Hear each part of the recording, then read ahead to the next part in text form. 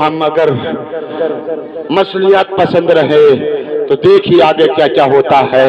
वो वीडियो देखिएगा। एक कोर्ट के अंदर एक बच्ची को पेश किया गया। एक कोर्ट के अंदर एक बच्ची को पेश किया गया, क्योंकि जब कोई फरार हो जाता है तो मुकदमा दर्ज किया जाता है, मालूम होगा आपको भी। उसके बाद वो महकमे की जिम्मेदारी बनती है कि उसको बरामद करे और उसके बयानात कराए, जो हमारा भारतीय संविधान है उसके अनुसार उसका पालन करना पड़ता है। मुकदमा दर्ज हुआ, गिरफ्तारी हुई, अदालत में पेश किया गया। पेश करने के लिए जब लेकर गए, वालिदैन ने मन्नत समाजत की, हाथ पैर जोड़े, नहीं माना। उसके बाद अदालत में पेश होने के बाद मां ने बड़ी कोशिशें की, गिड़गिड़ाती रही, अपने बुर्के का दुपट्टा फैलाकर भीख मांगती रही। मेरी बेटी, मैंने तुझे पाला पोसा बड़ा किया, मैं खुद सूखे में सोई, गीले में सोई, तुझे सूखे में सुलाया, लेकिन आज नबी की इज्जत पर और इस्लाम पर लात मार कर मत छा, रुक जा। उसके अहले खाना के साथ मुकाला बदतमीजी कर रहे थे, धक्के दे रहे थे, लेकिन ये भी इस हिंदुस्तान की सरजमी पर इन आंखों ने देखा है। उस लड़की ने, उसके साथ वालों ने उसकी मां को धक्का दिया और वो जमीन पर गिर गई।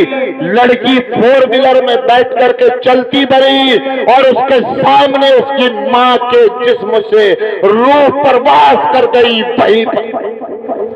वहीं पर उसकी वालिदा अल्लाह से जा मिली। वो पड़ी रही। बेटी ने एक बार पलट कर नहीं देखा।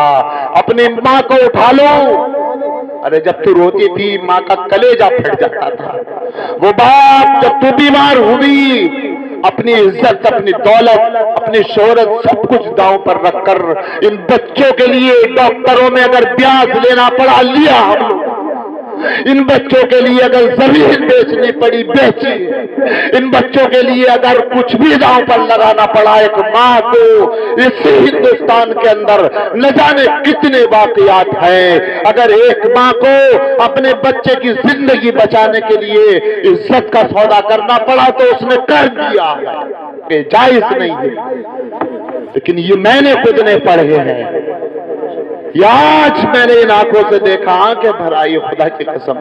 एक मां जो लिपट कर उससे अपील कर रही थी कि रुक जा, लेकिन वो बेटी बात नहीं मानी और उसकी मां नीचे गिर गई और अल्लाह के यहां अपने अल्लाह से जा मिली।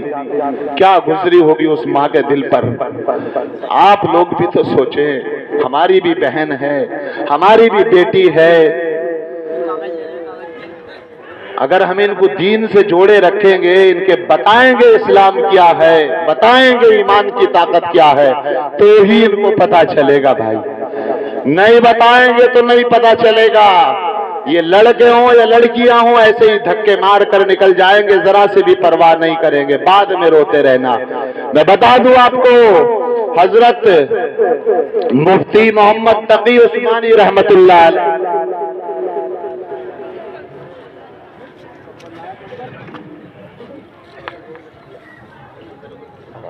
बैठ जाओ भाई। भैया बैठ जाओ।